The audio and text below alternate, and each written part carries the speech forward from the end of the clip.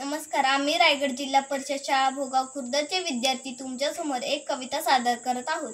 कवितेचे नाव आहे माहेर. ती एक जात्यावरील ओवी आहे.